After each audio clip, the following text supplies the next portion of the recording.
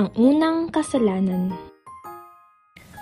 Nang pasimula ay nilikha ng Diyos ang langit at ang lupa, at ang liwanag sa kalangitan, kaya nagkaroon ng umaga at gabi.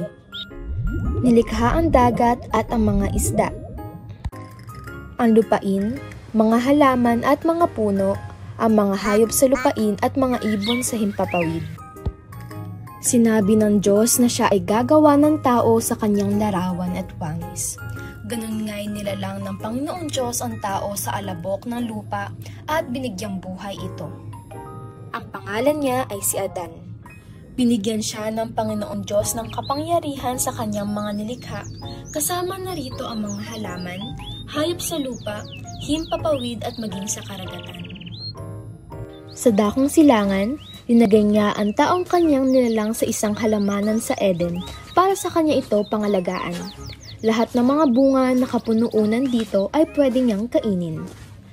Kalaunan ay napagtanto ng Diyos na tila mapag-isa lang si Adan dahil lahat ng mga nilalang na naroon ay may kapareha maliban sa kanya.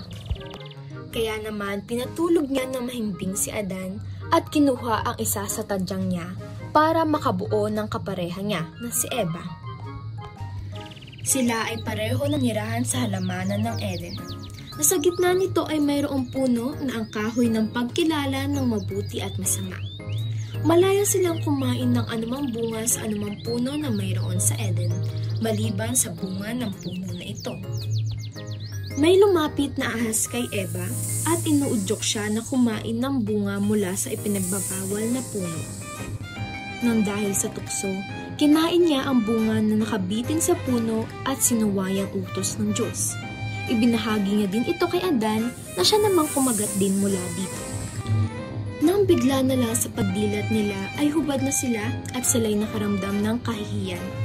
Kalaunan ay narinig nila ang mga yapak ng Diyos, kaya naman ay tinakpan nila ang kanilang mga sarili at nagtago dahil sa takot ng sinuway nila ang Diyos. Nang dumating ang Diyos, siya'y nagtanong kung bakit sila'y nagtatago. Umamin naman si Adan na kinain niya ang pinagbabawal na prutas dahil kay Eva, habang si Eva naman ay sinisi ang madayang ahas dahil sa ginawa niya. Dahil sa kanilang ginawa, nagalit at nalungkot ang Diyos. Nagpa siya ito na parusahan ang tatlo sa paraan na habang buhay gagamitin ng ahas ang kanyang tiyan para makapaglakad. Si Eva na maranasan ang sakit ng panganganak, at si Adan na kakailanganin ng magtrabaho sa hirap para ibigay ang pangangailangan ng pamilya hanggang mamatay siya. Hindi na rin sila pwede kumain ng bunga sa mga puno sa Eden at mabuhay ng habang buhay dahil alam na nila ang kabutihan at kasamaan. Pinalayas ng Diyos si Adan at Eva mula sa halamanan ng Eden at inutusan ang kanyang mga anghel para bantayan at ingatan ang daang patungo sa kahoy ng buhay. At diyan nagsimula ang unang kasalanan.